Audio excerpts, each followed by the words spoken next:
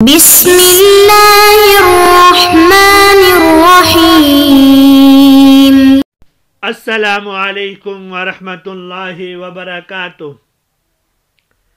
عزیز طلباء، امید ہے کہ آپ خیریت سے ہوں گے۔ آج ہم تحاوی شریف کا سبق نمبر 41 پڑھ رہے ہیں، جس کے اندر ہم کتاب الطہارت کا باب فرض مسح الراس فی الوضو کا تیسرا حصہ پڑھیں گے۔ اس حصے کے اندر فریق ثانی کی دوسری دلیل، جو کہ نظر تحاوی کے نام سے مشہور ہے، اور تیسری دلیل جو کہ ایک صحابی رسول صلی اللہ علیہ وسلم کی حدیث ہے، وہ پڑھیں گے۔ چلتے ہیں ہم آج کے سبق کی طرف۔ بسم اللہ الرحمن الرحیم۔ وَأَمَّا مِن طَرِيقِ النَّظْرِ فَإِنَّا رَأَيْنَا الْوُضُوءَ يَجِبُ فِي أَعْضَاءٍ۔ یہاں سے امام طحاوی رحمہ اللہ عقلی دلیل کے ذریعے سے فریق ثانی کا مذہب ثابت کر رہے ہیں۔ پہلے ہم اس کا ترجمہ دیکھ لیتے ہیں، پھر تشریح کریں گے۔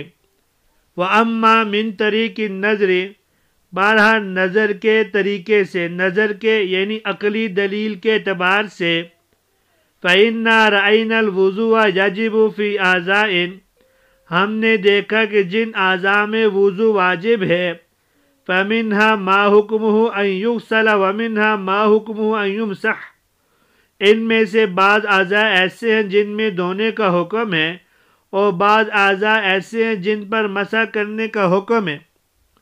فَأَمَّا مَا حُكْمُهُ أَن يُغْسَلَ فَالْوَجْهُ وَالْيَدَانِ وَالرِّجْلَانِ فِي قَوْلِ مَن يُوجِبُ غَسْلَهُمَا، بعض ایسے اعضاء جن کو دھونے کا حکم ہے، وہ چہرہ، دونوں ہاتھ اور دونوں پاؤں ہیں، ان لوگوں کے قول کے مطابق جو ان کے دھونے کو واجب کہتے ہیں۔ فَكُلٌّ قَدْ أَجْمَعَ أَنَّ مَا وَجَبَ غَسْلُهُ مِنْ ذَلِكَ فَلَا بُدَّ مِنْ غَسْلِهِ كُلِّهِ، تو جن اعضاء کو دھونے کا ذکر ہے، تمام لوگوں کا اتفاق ہے کہ اعضاء وضو میں جن اعضاء کا دھونا واجب ہے، ان کا پورا عضو دھونا ضروری ہے۔ وَلَا يُجْزِئُ غَسْلُ بَعْضٍ دُونَ بَعْضٍ، کچھ حصے کو دھو لینا اور کچھ کو چھوڑ دینا کافی نہیں ہے۔ وَكُلُّ مَا كَانَ مَا وَجَبَ مَسْحُهُ مِنْ ذَلِكَ هُوَ الرَّأْسُ فَقَالَ قَوْمٌ حُكْمُهُ أَن يُمْسَحَ كُلُّهُ كَمَا تُغْسَلُ تِلْكَ الْأَعْضَاءُ كُلُّهَا، وَقَالَ آخَرُونَ يُمْسَحُ بَعْضُهُ دُونَ بَعْضٍ، اور جن اعضاء میں مسح واجب ہے وہ سر ہے، تو کچھ لوگوں نے کہا اس کا حکم یہ ہے کہ پورے سر کا مسح کیا جائے، جیسا کہ ان اعضاء مغسولہ کا پورے کا غسل دینا یا غسل کرنا واجب ہے، اور دوسرے لوگوں نے کہا بعض حصے پر مسح کیا جائے گا اور بعض پر نہیں۔ فَنَظَرْنَا فِيمَا حُكْمُهُ الْمَسْحُ كَيْفَ هُوَ، تو ہم نے دیکھا کہ مسح کن اعضاء میں سے ہے، تو ہم نے غور و فکر کیا جن اعضاء میں مسح کرنے کا حکم ہے وہ کیسے ہے۔ فَرَأَيْنَا حُكْمُ الْمَسْحِ عَلَى الْخُفَّيْنِ قَدْ اخْتُلِفَ فِيهِ، تو ہم نے دیکھا کہ مسح علی الخفین کے حکم میں اختلاف ہے۔ فَقَالَ قَوْمٌ يُمْسَحُ ظَاهِرُهُمَا وَبَاطِنُهُمَا، بعض نے کہا کہ ان کے ظاہر اور باطن دونوں پر مسح کیا جائے گا۔ وَقَالَ آخَرُونَ يُمْسَحُ ظَاهِرُهُمَا دُونَ بَاطِنِهِمَا، کچھ لوگوں نے کہا ان کے ظاہر پر مسح کیا جائے گا، باطن پہ مسح نہیں کیا جائے گا۔ فَكُلٌّ قَدِ اتَّفَقَ أَنَّ فَرْضَ الْمَسْحِ فِي ذَلِكَ هُوَ عَلَى بَعْضِهِمَا دُونَ مَسْحِ كُلِّهِمَا، تو غرض اس بات میں سب کا اتفاق ہے، پاؤں کے مسح میں فرض بعض پاؤں پر مسح کرنا ہے، نہ کہ تمام پاؤں پر۔ فالنظر على ذلك أن يكون كذلك حكم مس الرأس هو على بعضه دون بعض قياسا ونظرا على ما بينا من ذلك. تو ہم نے غور و فکر کر کے قیاس کیا اور اس قیاس کا تقاضا یہ ہے کہ مس علی الراس کا حکم بھی ایسا ہی ہو کہ وہ بعض سر پر ہو اور بعض پر نہ ہو. جو کچھ اس سلسلے میں ہم نے بیان کیا وہ اس پر قیاس کرتے ہوئے بیان کیا ہے. وَهَذَا قَوْلُ أَبِي حَنِيفَةَ وَأَبِي يُوسُفَ وَمُحَمَّدِ بن الحسن رحمہم اللہ. اور یہی امام ابو حنیفہ، امام ابو یوسف اور امام محمد رحمہ اللہ کا قول ہے. وَأَمَّا مِن طَرِيقِ النَّظْرِ، یہاں سے امام طحاوی رحمہ اللہ جمہور کے مذہب کو ثابت کرنے کے لیے دوسری دلیل پیش کر رہے ہیں جو کہ امام مالک رحمہ اللہ کے قیاس کا جواب بھی ہے. امام مالک رحمہ اللہ فرماتے ہیں کہ وضو میں بعض اعضائے مغسولہ ہے اور بعض ممسوحہ ہے، اور تمام اعضائے مغسولہ میں بالاتفاق استیعاب فرض ہے. لہذا قیاس کا تقاضا یہ ہے کہ پورے سر کا مسح بھی فرض ہو. امام طحاوی رحمہ اللہ دلیل عقلی کے ذریعے اس کا جواب دیتے ہیں کہ آپ کا یہ قیاس غلط ہے. درست قیاس یہ ہے کہ اعضائے وضو میں بعض اعضاء کا دھونا ہے اور بعض اعضاء کا حکم مسح ہے. تو جن اعضاء کا حکم غسل ہے، دھونا ہے، ان کا پورا دھونا واجب ہے. یہ درست ہے، لیکن اس پر سر کے مسح کو قیاس کرنا درست نہیں ہے، کیونکہ اعضائے مغسولہ میں سے بعض اس کو دھونا اور بعض کو نہ دھونا یہ کافی نہیں ہے. رہا عضو ممسوح، تو اس کے بارے میں اختلاف ہے. بعض لوگ کہتے ہیں پورے عضو کا مسح کیا جائے، جیسا کہ اعضائے مغسولہ میں سے ہر عضو کو پورا دھویا جاتا ہے، اور بعض حضرات فرماتے ہیں کہ بعض کا مسح کیا جائے اور بعض کا نہیں. تو اب ہم نے اس مختلف فی عضو کے بارے میں غور کیا تو اس کے علاوہ دوسری جگہ مسح کا حکم کیا ہے. چنانچہ ہم نے دیکھا کہ مسح الخفین کا حکم اگرچہ مختلف فی ہے. ایک جماعت ظاہر خفین اور باطن خفین دونوں کے مسح کو ضروری قرار دیتی ہے، جبکہ دوسری جماعت نے صرف ظاہر خفین کے مسح کو ضروری قرار دیا ہے. لیکن دونوں جماعتیں اس بات پر متفق ہیں بعض خفین پر مسح فرض ہے، تاکہ جمیع خفین پر قیاس کا تقاضا یہ ہے کہ مسح راس میں بھی یہی حکم ہو.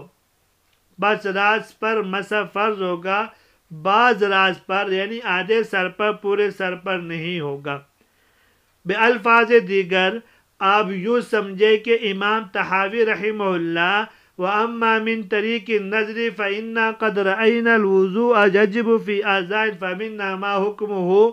یہاں سے امام طحاوی رحمہ اللہ عقلی دلیل پیش کر رہے ہیں کہ اعضائے وضو دو قسم کے ہیں. ایک وہ اعضاء ہیں جن کو دھویا جاتا ہے، جن میں تین ہیں، وجہ ہے، ید ہے اور رجل ہے، جس کو امام طحاوی نے یوں ذکر کیا کہ فَمِنْهَا مَا حُكْمُ أَن يُغْسَلَ وَمِنْهَا مَا حُكْمُ أَن يُمْسَحَ میں سے دوسرے اعضاء کا ذکر کیا جن پر مسح کیا جاتا ہے. تو دوسرے وہ اعضاء ہے جس پر مسح کیا جاتا ہے وہ سر ہے. تو اعضائے مغسولہ کا حکم یہ ہے کہ جس عضو کے بعض حصے کے دھونے کا حکم ہے اس میں پورا دھونا واجب ہے. تو سر کے مسح کو بعض لوگوں نے اعضائے مغسولہ پر قیاس کر کے کہا کہ بعض سر کا مسح کا حکم ثابت ہو جائے تو پورے سر کا مسح کا حکم بھی واجب ہوگا تاکہ حکم برابر ہو جائے. اور بعض لوگوں نے کہا کہ مسح کو غسل پر قیاس کرنا درست نہیں ہو سکا، بلکہ ممسوح کو ممسوح پر قیاس کرنا درست ہوگا. تو ہم نے مقیس علیہ تلاش کر کے دیکھا تو مسح الخفین کو دیکھا تو اس میں سب کا اتفاق ہے بعض موزے پر مسح کرنا کافی ہوتا ہے، تو ایسے ہی بعض سر پر مسح کرنا کافی ہوگا.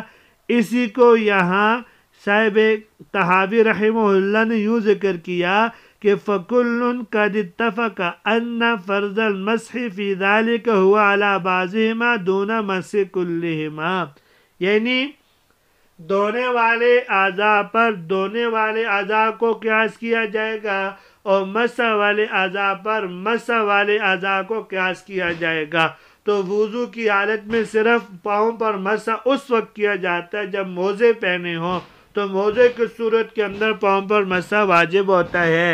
اس میں بھی اختلاف ہے کہ پورے موزوں کو پورے پاؤں پر مسح کریں گے، موزے پر ظاہر و باطنی پورے پر مسح کریں گے یا بعض پر، لیکن اتنی بات متفقن علیہ ہے کہ بعض موزے پر مسح کرنے سے مسح مکمل ہو جاتا ہے، وضو ہو جاتا ہے۔ تو اسی پر ہم قیاس کریں گے سر کے مسح کو بھی، کہ بعض سر پر مسح کرنے سے جو فرض ہے وضو کا وہ ادا ہو جائے گا، اگرچہ پورے سر کا مسح کرنا سنت ہے۔ وَقَدْ رُوِيَ فِي ذَلِكَ عَمَّنْ بعد النبی صلی اللہ علیہ وسلم ایضا ما یوافق ذلك، یہاں سے امام طحاوی رحمہ اللہ دوسرے مذہب کی دلیل نمبر 3 ذکر کر رہے ہیں۔ چلے پہلے ترجمہ دیکھ لیتے ہیں۔ وَقَدْ رُوِيَ فِي ذَلِكَ عَمَّنْ بَعْدَ النَّبِيِّ صلی اللہ علیہ وسلم ایضا ما یوافق ذَلِكَ، اور حضور اقدس صلی اللہ علیہ وسلم سے بعد کے لوگوں سے بھی اسی کے موافق مروی ہے۔ وَبِهِ قَالَ حَدَّثَنَا ابْنُ أَبِي دَاوُدَ قَالَ حَدَّثَنَا عَبْدُ اللَّهِ بْنُ يُوسُفَ قَالَ حَدَّثَنَا يَحْيَى بْنُ حَمْزَةَ عَنِ الزُّبَيْدِيِّ عَنِ الزُّهْرِيِّ عَنِ سَالِمٍ عَنْ أَبِيهِ أَنَّهُ كَانَ يَمْسَحُ بِمُقَدَّمِ رَأْسِهِ إِذَا تَوَضَّأَ۔ حضرت عبداللہ ابن عمر رضی اللہ تعالیٰ عنہ کے متعلق مروی ہے کہ وہ وضو کرتے وقت سر کے اگلے حصے کا مسح کرتے تھے۔ تو یہ امام طحاوی رحمہ اللہ نے وَبِهِ قَالَ حَدَّثَنَا ابن ابو داؤد سے جمہور کی طرف سے تیسری دلیل پیش کی ہے کہ حضرات صحابہ کرام کے عمل سے بھی ہمارے ہی مذہب یعنی فریق ثانی جمہور کے مذہب کی تائید ہوتی ہے۔ وہ اس طرح کہ حضرت عبداللہ ابن عمر رضی اللہ تعالیٰ عنہ کا عمل تھا کہ آپ رضی اللہ تعالیٰ عنہ سر کے اگلے حصے کا مسح فرمایا کرتے تھے۔ یہ اس بات کی واضح دلیل ہے کہ پورے سر کا مسح فرض نہیں ہے، وگرنہ حضرت عبداللہ ابن عمر جیسے صحابی جو کہ حضور صلی اللہ علیہ وسلم کی سنت کا اتنا اتباع کیا کرتے تھے کہ ایک دفعہ پیارے حبیب صلی اللہ علیہ وسلم کسی جگہ سے گزرے تو عبداللہ ابن عمر اسی جگہ سے گزرے، سر نیچے کر کے گزرنے ساتھ والے ساتھی نے پوچھا حضرت یہاں تو کوئی دیوار اور کوئی درخت نہیں ہے، آپ سر کیوں نیچے کر کے جھکا کر آپ کیوں گزرے؟ تو حضرت عبداللہ ابن عمر رضی اللہ تعالیٰ عنہ نے فرمایا کہ میں نے پیارے حبیب صلی اللہ علیہ وسلم کو یہاں سے جب گزرتے دیکھا تو آپ سر جھکا کے گزرتے تھے۔ وہ اتنے زیادہ متبع سنت ہے، سنت رسول صلی اللہ علیہ وسلم ہے، وہ کیسے حضور کی سنت کو چھوڑ سکتے؟ اس لیے متبع سنت صحابی بھی سر کے اگلے حصے کے مسح پر اکتفا کر رہے ہیں۔ اس بات کی دلیل ہے کہ بعض سر کا مسح کرنا فرض ہے اور پورے سر کا مسح کرنا سنت ہے، وگرنہ حضرت عبداللہ ابن عمر جیسے متبع سنت صحابی بھی سر کے اگلے حصے کے مسح پر اکتفا نہ فرماتے۔ یہاں تک آج کا سبق تھا۔ آج کے سبق کے اندر ہم نے ایک تو جمہور کے مسلک کو ثابت کرنے کے لیے امام طحاوی رحمہ اللہ کی جو عقلی دلیل تھی وہ عقلی دلیل ہم نے پڑھی ہے، اور اس کے بعد جو تیسری دلیل حضرات صحابہ میں سے صحابہ کا عمل میں سے ایک صحابی کا عمل پیش کیا کہ حضرت عبداللہ ابن عمر رضی اللہ تعالیٰ عنہ بھی ربع راس کے مسح میں ربع راس کے فرض ہونے کے قائل تھے، اسی پہ عمل کرتے تھے۔ امید ہے کہ آپ کو آج کا سبق بھی سمجھ میں آ گیا ہوگا۔